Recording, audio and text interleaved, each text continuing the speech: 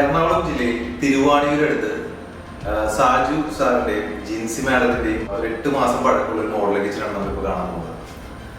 ഇതിപ്പോ നമ്മൾ ആദ്യമായിട്ട് നമ്മുടെ കിച്ചൺ സ്റ്റോറിൽ ഡിസൈനിനെ കുറിച്ച് കൺസൾട്ടേഷൻ ചെയ്യുമ്പോൾ അദ്ദേഹത്തിന്റെ ഏറ്റവും വലിയൊരു കൺസേൺ ആയിരുന്നു എത്ര ബ്യൂട്ടിഫുൾ ഇത് ആക്കാൻ പറ്റും. കാരണം ചെറിയൊരു സ്പേസ് ആണ്, കാരണം അവർക്ക് വേറെ വർക്ക് ഏരിയ കൂടി ഉണ്ട്.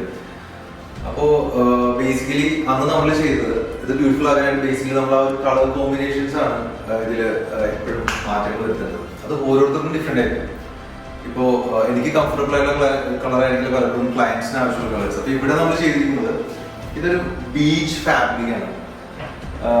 നമ്മളെ ഡ്രസ് പോലത്തെ മെറ്റീരിയൽ കുറച്ചും കൂടി അടുത്ത് വന്നു കഴിഞ്ഞാൽ കാണാം ഒരു ഫാബ്രിക്, ഒരു സൂട്ടിന്റെ ഒക്കെ ആ ഒരു മെറ്റീരിയലാണ് താഴെ അങ്ങനെ ആ ഒരു കളർ തീമാണ് ഉപയോഗിച്ചിരിക്കുന്നത്. മുകളില് കെല്ലി ഗ്രീൻ എന്ന് പറഞ്ഞൊരു കിച്ചണോസ്കോപ്പിന്റെ പുതിയ സീരീസ് ആണ് കെല്ലി ഗ്രീൻ.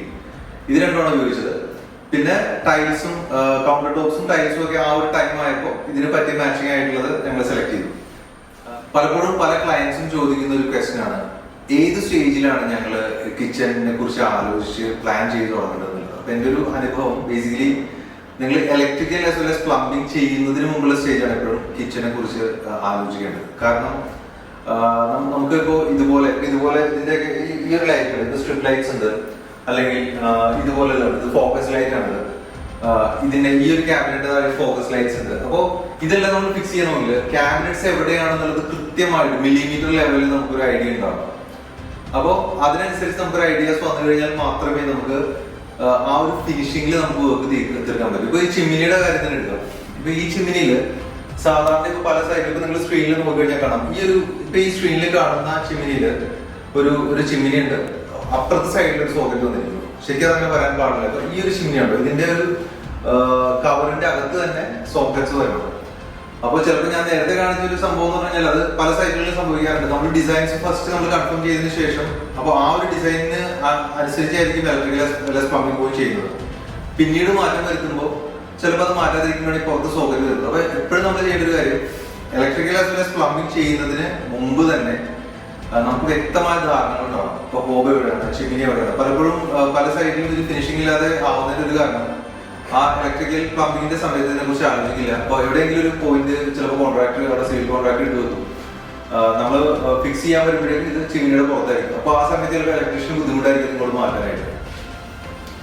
അതുപോലെ തന്നെ ട്രാക്ക് ലൈറ്റ്സിന്റെ കാര്യം, മുകളിലത്തെ സീലിംഗ് ലൈറ്റ്സിന്റെ കാര്യം, ഇപ്പോ ഹോബിന്റെ തന്നെ ഉള്ളില് ഹോബിന് ഇപ്പൊ നമ്മളെല്ലാവരും യൂസ് ചെയ്യുന്നത് ബാറ്ററീസ് ഇപ്പോ അധികം ഉപയോഗിക്കാറില്ല. ബാറ്ററി ഓപ്പറേറ്റഡ് ഹോബ്സ് എന്ന് പറഞ്ഞാൽ അതില് എന്റെ സ്പാർക്ക് വരാനുണ്ട്, അറിയാനുള്ള വിശ്വാസമാണ്.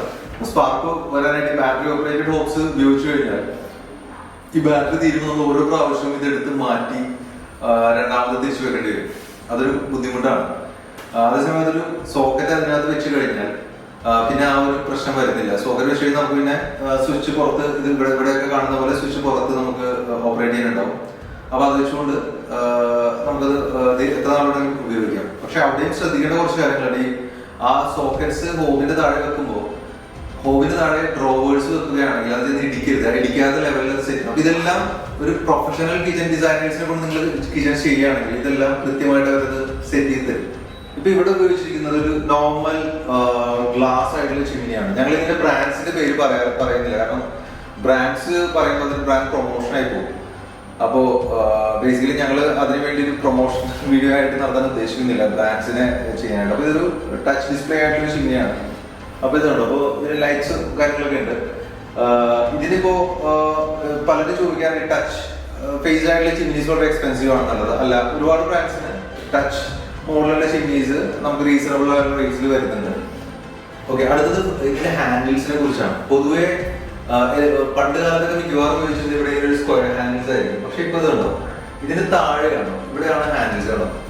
അപ്പൊ ഇതിന്റെ ഒരു ഗുണം എന്താണെന്ന് വെച്ച് കഴിഞ്ഞാൽ അതിൽ ആ ഒരു സീംലെസ് ആയിട്ടുള്ള ഡിസൈൻസ് നമുക്ക് കിട്ടും കേട്ടോ. ഇതിങ്ങനെയാണ് തുറക്കുന്നത് കേട്ടോ.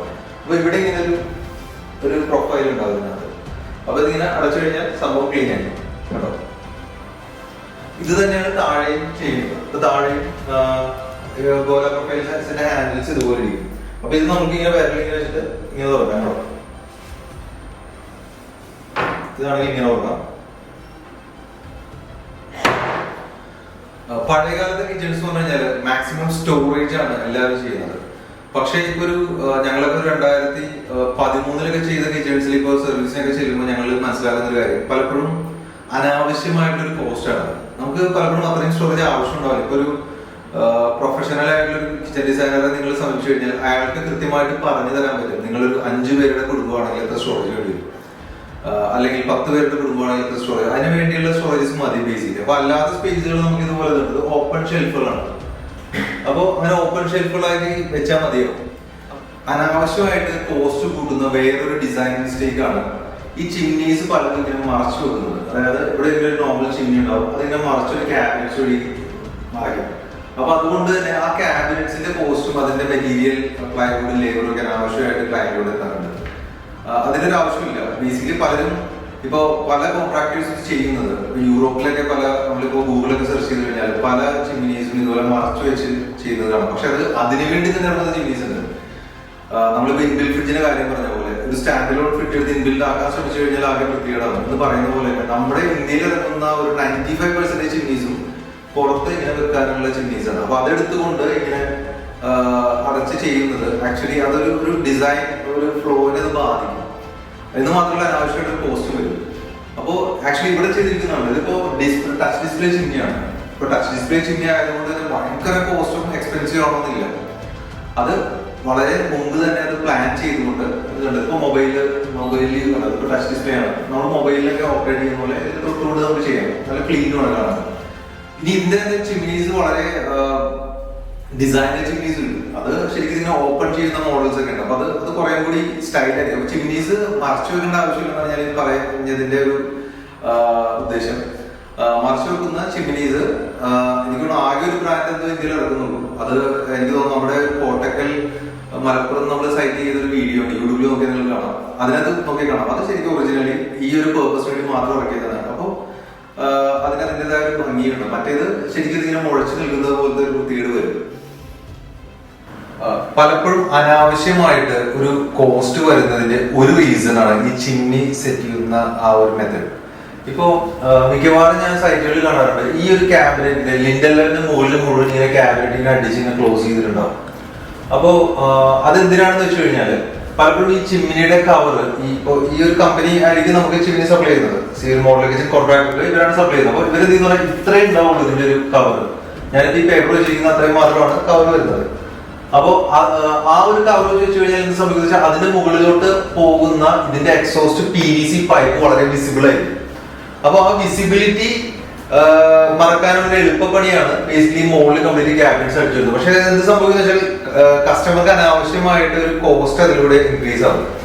അപ്പൊ അതിലും നല്ലത് ഇതുപോലെ ഇപ്പൊ നമ്മുടെ ഡിസൈനർ ചെയ്ത ഒരു സ്മാർട്ട് മെത്തേഡാണ്. ഇത് ഇവിടെ നിന്ന് മുകൾ വരെ ഒരു വർക്ക്ഷോപ്പിൽ കൊണ്ടുപോയിട്ട് ഫാബ്രിക്കേറ്റ് ചെയ്ത ഒരു സംഭവം ചെയ്തു വെച്ചു. അപ്പൊ എന്ത് പറ്റുമെന്ന് പറഞ്ഞാൽ ഒന്ന് ഈ രണ്ട് സൈഡിലെ ക്യാബിനറ്റ്സിന്റെ അനാവശ്യ കോസ്റ്റുകൾ മാറി.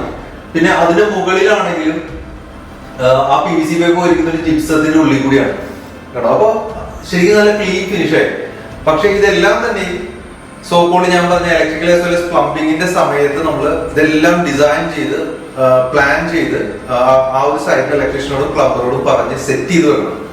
അല്ലെങ്കിൽ ഈ പറഞ്ഞ പരിപാടികളൊന്നും നമുക്ക് വൺസ് ഇത് ഇലക്ട്രിക്കൽ പ്ലംബിങ് കഴിഞ്ഞ് പിന്നീട് നമ്മൾ ഒരുപാട് ആയി കഴിഞ്ഞാൽ ചിലപ്പോൾ ചില സൈറ്റുകളിൽ ഇലക്ട്രീഷനോ പ്ലംബറിനോ ഒരു ഇറിറ്റേഷൻ ഇത് മാറ്റാനും ചെയ്യാനൊക്കെ ആയിട്ട്. ഇന്നലെ ഞങ്ങളെ ആക്ച്വലി നമ്മുടെ ഓഫീസിലൂടെ ഒരു കോൾ വന്നിരുന്നു.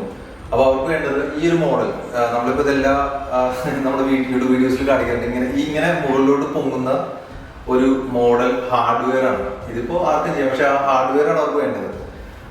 അപ്പോ ഞാനപ്പോ അവരോട് പറഞ്ഞൊരു കാര്യം, പല സ്ഥലങ്ങളിലും ഇപ്പൊ നമ്മുടെ യൂട്യൂബ് വീഡിയോസ് കണ്ടുകൊണ്ടാണ് അല്ലെങ്കിൽ ഇതിന്റെ പോപ്പുലാരിറ്റി കൊണ്ടായിരിക്കും പലരും വാങ്ങിക്കുന്നുണ്ട്. പക്ഷേ വാങ്ങിക്കുമ്പോൾ എപ്പോഴും സ്പെസിഫിക്കേഷൻ കൊടുക്കണം. അതായത് ഈ ഒരു ഡോറ് ഇതിന് കൃത്യമായിട്ട് ഇങ്ങനെ പിടിച്ചു നിർത്താൻ പറ്റുന്നുണ്ടെങ്കിൽ ആ ഹാർഡ്വെയറിന് ഇതിന്റെ വെയിറ്റ് കപ്പാസിറ്റി, പവർ ഫാക്ടർ, ഇങ്ങനെയുള്ള ഫാക്ടേഴ്സ് വെച്ചുകൊണ്ട് കൃത്യമായ ഹാർഡ്വെയർ അതിനകത്ത് ഇടണം.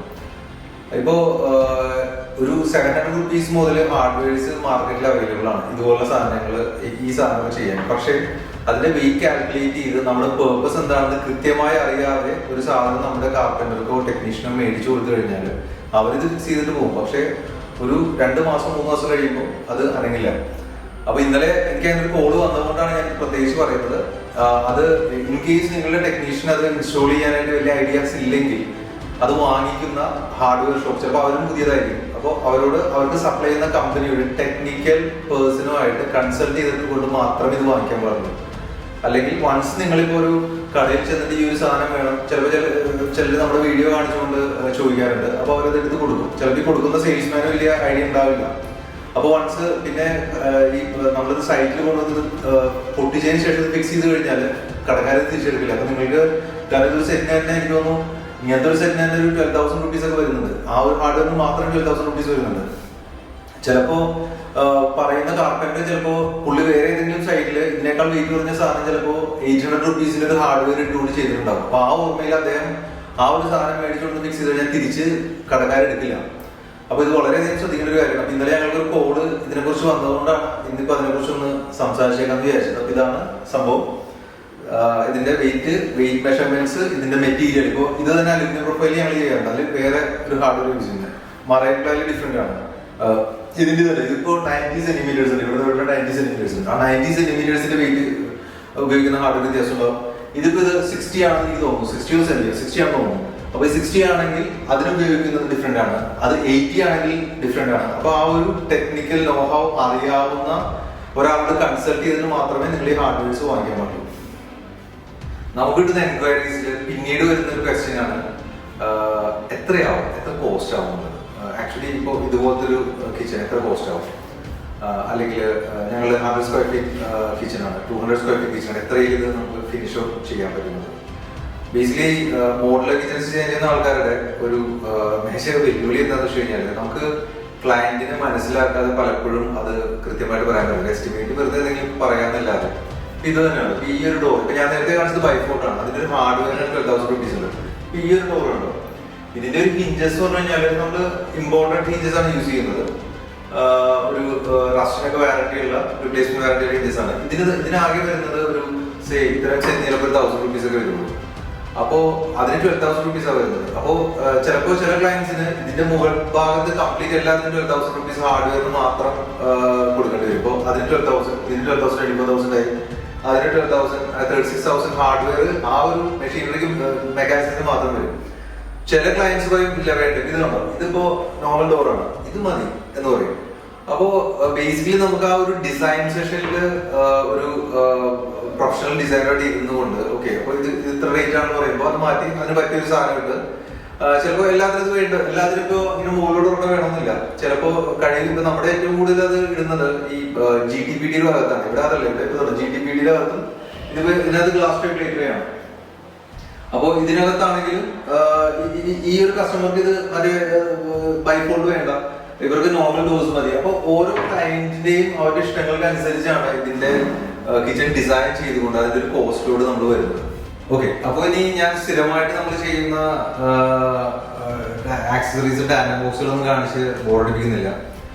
പിന്നെ മോഡൽ കിച്ചൺ പുതിയതായിട്ട് പ്ലാൻ ചെയ്യുന്ന ആൾക്കാരുടെ ഞങ്ങളൊരു എപ്പിസോഡ്സ് ഞങ്ങൾ ഇട്ടിട്ടുണ്ട്. പൊതുവെ മോഡുലർ കിച്ചൺ മേഖലയിൽ നടക്കുന്ന കുറെ മിസ്റ്റേക്സിനെ കുറിച്ചുള്ള ഒരു സീരീസ് ഉണ്ട്. ഇപ്പോൾ എപ്പിസോഡ് 1, 2, 3 ആയെന്ന് എനിക്ക് തോന്നുന്നു. അപ്പോൾ അതൊന്ന് കണ്ടു കഴിഞ്ഞാൽ നിങ്ങൾക്ക് ഇതിന് തന്നെ ഇത് ചെയ്യാനാണെങ്കിൽ അതിനാവശ്യമായിട്ടുള്ള ടെക്നിക്കൽ ഡീറ്റെയിൽസ് അതിനകത്ത് ഉണ്ടാവും. Okay, thank you.